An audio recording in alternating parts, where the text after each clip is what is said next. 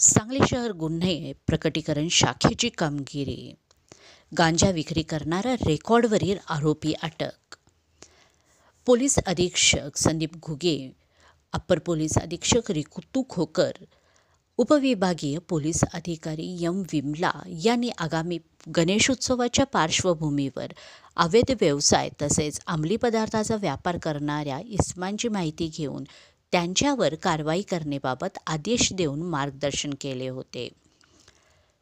त्याप्रमाणे सांगली शहर पोलीस ठाण्याचे पोलीस निरीक्षक संजय मोरे यांनी गुन्हे प्रकटीकरण शाखेचे पोलीस उपनिरीक्षक महादेव पवार, परिपोलीस उपनिरीक्षक Sagar Holkar, police head constable Sandeep Patil, police head constable Sachin Shinde, police head constable Vinayak Shinde, police constable Gautam Kamble, police constable Yogesh Satale, police constable Prashant Pujari, police constable Ganesh Kolekar यांचे पथक तयार करून त्यांना अवैध व्यवसाय करणारे तसेच अंमली पदार्थ बाळगून विक्री करणाऱ्या इसमांची माहिती काढून त्यांच्यावर कारवाई करण्याकामी सूचना दिलेल्या आहेत.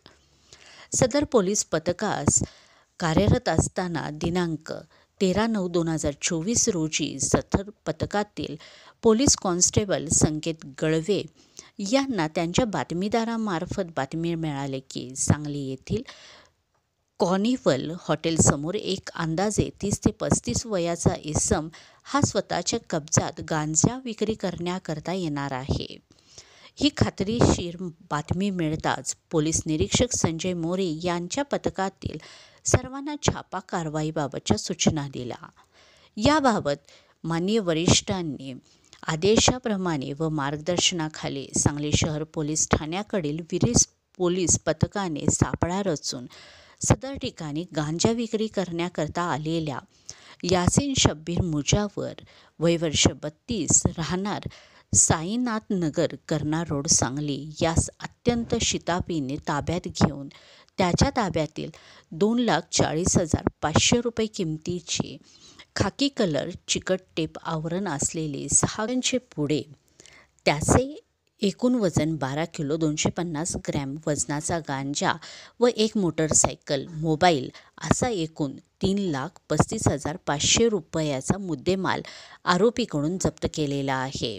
सदर गांजा हा मानवी जीवितास व शरीरास अपायकारक असल्याने त्या विक्री करण्याकरता आला असता त्यास ताब्यात घेऊन त्याच्या विरुद्ध सांगली शहर पोलीस ठाण्यात गुन्हा दाखल केलेला आहे.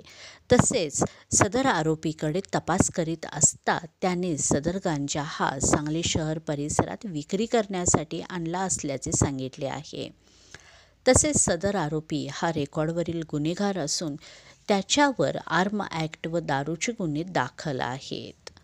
सदर आरोपी सदर गुन्ह्याच्या तपासकामी अटक केली असून सदर गुन्ह्याची व्याप्ती मोठी असून सदर गुन्ह्याच्या पुढील तपास पोलीस उपनिरीक्षक महादेव पवार हे करीत आहेत. तसेच भविष्यात अंमली पदार्थ विक्री करणाऱ्या व अंमली पदार्थाचा व्यापार करणाऱ्या गुन्हेगारांवर सांगली शहर पोलीस ठाण्याकडून कडक कायदेशीर कारवाई करण्यात येईल. सांगली शहर पोलीस स्टेशन इथे तपास पथकाकडून चांगली कारवाई करण्यात आलेली आहे, ज्यामध्ये 12 किलो 250 ग्रॅम इतका गांजा आरोपी आणि मुद्देमाल हा ताब्यात घेण्यात आलेला आहे. त्याचबरोबर आरोपीनं या गुन्ह्यात वापरलेली मोटरसायकलही आरोपीकडून जप्त केलेली आहे.